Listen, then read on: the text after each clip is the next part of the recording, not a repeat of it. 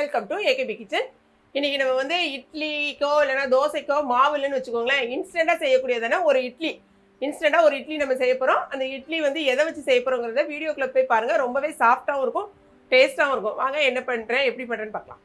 இப்போ இந்த இட்லி பண்ணுறதுக்கு பார்த்தீங்கன்னா நம்ம ரவை தான் எடுத்திருக்கேன். இது வந்து வறுக்காத ரவை, சாதாரணமாக உள்ள ரவை தான்.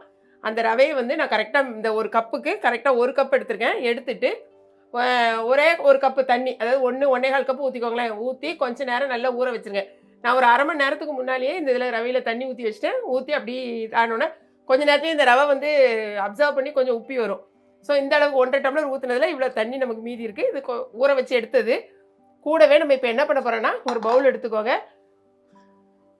அவல் அதான் எடுத்திருக்கேன். நல்லா ஃப்ளாட்டாக இருக்கும் பார்த்தீங்களா, இந்த மாதிரி தட்டையே அவல் எடுத்திருக்கேன். இதே மாதிரி இந்த கப்புக்கு தான் ஒரு கப்பு நான் வந்து ரவை எடுத்திருக்கேன். அதே கப்புக்கு இப்போ ஒரு கப் நம்ம வந்து வெள்ளை கலர் அவல் எடுத்திருக்கேன். இப்போ இதை 2 தடவை நல்லா வந்து கழுவி எடுத்துகிட்டு வந்துடலாம். இதில் டஸ்ட் இல்லாமல் நல்லா கழுவி முதல்ல எடுத்துகிட்டு வந்துடுறேன். இப்போ நல்லா வந்து தண்ணியில் அலசி எடுத்துகிட்டு வந்துட்டேன். இதை வந்து ஒரு 3 தண்ணி எடுத்து அலசியிருக்கேன். ஏன்னா ஃபஸ்ட்டு தண்ணியில் நீங்கள் பார்க்கும்போது கொஞ்சம் டஸ்ட் இந்த மாதிரி கலர் சேஞ்ச் மாதிரி இருக்கும், ஒரு மாதிரி கலர் மாறும். இப்போ 3 தண்ணி போட்டு நல்லா அலசி நல்லா நீட்டாக எடுத்துகிட்டு வந்தாச்சு. அதே கப்புக்கு ஒரு கப்பு தயிர் எடுத்திருக்கேன். ஏன்னா இன்ஸ்டண்ட்டாக நம்ம செய்ய போகிறதுனால தயிரில் ஒரு 5 நிமிஷம் ஊறட்டும். இதை போட்டு நல்லா மிக்ஸ் பண்ணி விட்ருங்க. தயிர் வந்து உடனே வந்து நம்ம அதான் சொல்லலை, அந்த ரவை இந்த தயிர் இதெல்லாமே தண்ணி ஊற்றின உடனே டக்குன்னு அப்சர்வ் பண்ணிடும். இதை நல்லா மிக்ஸ் பண்ணி விட்ருங்க. இந்த மாதிரி மிக்ஸ் பண்ணிவிட்டு ஒரு மூடி போட்டு மூடி வச்சுருங்க. ஒரு 5 நிமிஷம். அதுக்குள்ளே ஒரு சட்னி வந்து டக்குன்னு அவசரமாக ஒரு சட்னி, இதுக்கு கார சட்னி செய்ய போகிறோம். அது ரொம்பவே ஈஸியான சட்னி. ஆனால் அதே சமயத்துக்கு இந்த மாதிரி இதுக்கு வந்து நீங்கள் காரமாக வச்சாலும் ரொம்ப சூப்பராக இருக்கும். ஸோ அதை நம்ம இப்போ வந்து அரைச்சி எடுத்துகிட்டு வரலாம். அது வரைக்கும் இது கொஞ்சம் ஊறட்டும். இப்போ ஒரு மிக்ஸி ஜார் எடுத்துக்கோங்க. நான் ஒரு 10லேருந்து ஒரு 10-15 சின்ன வெங்காயம் இருக்கும். சாம்பார் வெங்காயத்தை தோல் உரிச்சிக்கோங்க. கழுவி தோல் உரிச்சு எடுத்துருக்கேன், எடுத்து வச்சுக்கோங்க. அதே மாதிரி நான் பெரிய சைஸு பூண்டுங்கிறதுனால 2 எடுத்துருக்கேன். சின்னதாக இருந்தால் ஒரு 3லேருந்து 4 வரைக்கும் எடுத்துக்கோங்க. இது நல்ல ஒரு வாசனை கொடுக்கும். காரத்துக்கு வந்து நீங்கள் எவ்வளோ தேவையோ அதுக்கு தகுந்த மாதிரி போட்டுக்கோங்க. நான் வந்து ஒரு 6 வரமிளகா எடுத்துருக்கேன், காஞ்ச மிளகா. அதே மாதிரி புளிப்புக்கு, அதாவது புளி, காரம், உப்பு அந்த மாதிரிலாம் பார்க்கணும் பார்த்தீங்களா. புளி வந்து இந்த அளவுக்கு நல்லா வந்து இந்த மாதிரி எடுத்துருக்கேன். புளி வந்து கொஞ்சம் உங்களுக்கு குறையா போடுறா கூட போட்டுக்கோங்க. கொஞ்சமாக நம்ம வந்து உப்பையும் இதுலேயே ஆட் பண்ணிக்கலாம். உங்களுக்கு தேவையான அளவுக்கு உப்பு போட்டுக்கோங்க. இந்த அளவுக்கு நான் வந்து உப்பு போடுறேன். இப்போ இதை போட்டு நல்லா தண்ணி ஊற்றி நல்லா அரைச்சி எடுத்துகிட்டு வந்துடலாம். நல்லா ஃபைன் பேஸ்ட்டை நம்ம அரைச்சி எடுத்துகிட்டு வந்துடலாம். இப்போ நம்ம அரைச்சிட்டு வந்திருக்கதை ஒரு பாத்திரத்துக்கு மாற்றிக்கலாம். ரொம்ப ஈஸி. டக்குன்னு இதை போட்டிங்கன்னு வச்சுக்கோங்க. உங்களுக்கு புளிப்பு மட்டும் தேவைக்கு தகுந்த மாதிரி போட்டுக்கோங்க. கொஞ்சம் நாங்கள் புளி கொஞ்சம் ஜாஸ்தியாக தான் எடுப்பேன், புளிப்பு உப்பு காரம்லாம். இது வந்து ரொம்ப டேஸ்ட்டாக இருக்கும். இதை வந்து இப்போ நல்லெண்ணெயில் நம்ம ஒரு தாளித்து வந்து ஊற்றிட போகிறோம், அவ்வளோதான். அடுப்பில் வந்து பாத்திரத்தை வச்சுக்கோங்க. கடாய் சூடாகட்டும். கண்டிப்பாக இதை வந்து நல்லெண்ணெயில் தாளிச்சுக்கோங்க, அப்போ தான் டேஸ்ட்டாக இருக்கும். இது சாதாரணமாக நீங்கள் இட்லிக்கு தோசைக்கெலாம் வச்சு சாப்பிடுங்க, ரொம்ப நல்லாயிருக்கும். தோசையை விட இட்லிக்கு அவ்வளோ ஒரு டேஸ்ட்டாக இருக்கும் இந்த சட்னி. கொஞ்சம் ஒரு 2 ஸ்பூன் ஊற்றிக்கோங்க எண்ணெய்.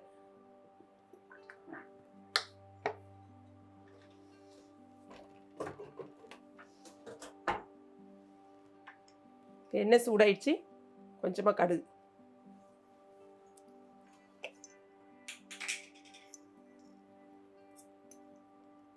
கடுகு பொரியட்டும். கடுகு பொரிஞ்சிச்சு. கொஞ்சமாக கருவேப்பிலை போட்டுக்கோங்க. கட்டாயமாக கொஞ்சமாக பெருங்காயத்தூள் கொஞ்சம் சேர்த்துக்கோங்க, அவ்வளோதான். எடுத்து அப்படியே இதை வந்து சட்னியை அதை அப்படியே ஊற்றிடுங்க. நல்ல ஒரு மணக்க சூப்பரான ஒரு கார சட்னி நமக்கு ரெடி ஆகிடுச்சு. பாருங்க,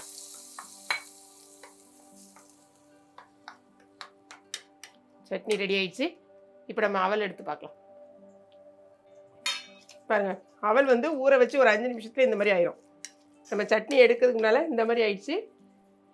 இதை எடுத்து மிக்ஸி ஜாரில் சேர்த்துக்கோங்க. இதை நல்லா அரைச்சி எடுத்துகிட்டு வந்துடலாம். இப்போ நல்லா அரைச்சி எடுத்துகிட்டு வந்தாச்சு.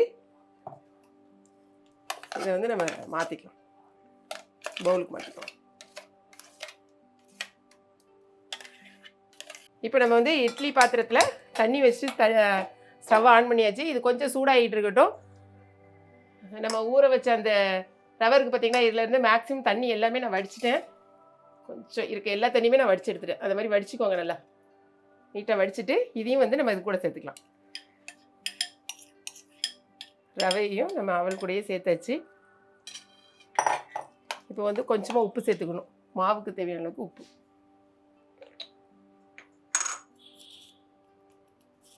ஒரு 1/2 ஸ்பூன் உப்பு சேர்த்துருங்க. போட்டு முதல்ல நல்லா ஒரு மிக்ஸ் கொடுங்க. கூடவே கடைசியாக நீங்கள் கொஞ்சமாக வந்து நான் ஈனோவில் வந்து ஃப்ரூட் சால்ட் இருக்குது பார்த்தீங்களா, அது வாங்கியிருக்கேன். அது கொஞ்சமாக ஒரு 1/4 ஸ்பூன் மட்டும் நான் போட்டிருக்கேன். போட்டுட்டு அந்த இடத்த மட்டும் கொஞ்சமாக நல்லா போட்டு மிக்ஸ் பண்ணிடுங்க. ஏன்னா இது வந்து இன்ஸ்டண்ட்டாக நம்ம உடனே செய்ய போகிறதுனால போட்டிருக்கோம். நீங்கள் என்ன பண்ணுன்னா, அப்படி இல்லை லேட்டாக நீங்கள் செய்கிற மாதிரி இருந்துச்சுன்னா ஒரு 4-5 மணி நேரம் நீங்கள் வந்து இதை புளிக்க வைக்கணும். ஸோ நம்ம இப்போ எதுவுமே புளிக்க வைக்காமல் பண்ணுறதுனால உடனே போடுறதுனால இந்த மாதிரி பண்ணுறோம். மாவு வந்து நமக்கு நல்லா ரெடி ஆயிடுச்சு. கொஞ்சமாக இந்த மாதிரி எண்ணெய் தேய்ச்சிக்கோ. நமக்கு தண்ணியும் நல்லா சூடாயிடுச்சு. மிக்ஸ் பண்ணிவிட்டு இட்லிக்கு ஊற்றுற மாதிரியே மாவு ஊற்றிக்கோங்க. எனக்கு இட்லி அந்த குழி வந்து ரொம்ப பெருசு. அவ்வளோதான், வச்சிடலாம்.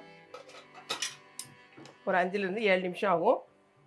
நம்ம மூடிட்டு இட்லி வெந்ததுக்கப்புறமா பார்க்கலாம். அவ்வளோதான், மூடி வச்சிடலாம். ஒரு 5லேருந்து 7 நிமிஷம் வேகட்டும். வெந்ததுக்கப்புறமா பார்க்கலாம். வந்து இட்லி நல்லா அவிஞ்சிச்சு. ஸோ ஸ்டவ் ஆஃப் பண்ணியாச்சு. சூப்பரான இட்லி நமக்கு ரெடி ஆகிடுச்சு பாருங்க. ஆவி பறக்க பறக்க 2 செகண்ட் கொஞ்சம் ஒரு 2-3 நிமிஷம் ஆறட்டும். ஆறின பிறகு நமக்கு எடுக்கலாம். எடுத்துட்டு அடுத்த பேட்சை நம்ம ஊற்றி வைக்கலாம். சூப்பராக இருக்கும். ஒரு 2-3 நிமிஷம். இப்போ நல்லா ஆறிடுச்சு. இட்லியை பாருங்க எப்படி ரெடி ஆகிட்டுன்னு பார்த்தீங்களா.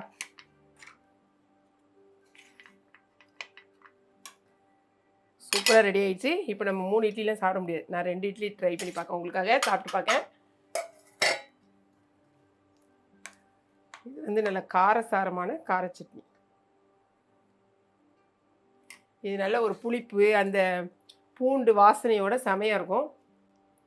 இட்லியை பாருங்களேன் எப்படி இருக்குன்னு. ஒரே ஒரு பீஸ் பிச்சு எவ்வளோ ஒரு சாஃப்டாக இருக்குது பார்த்தீங்களா.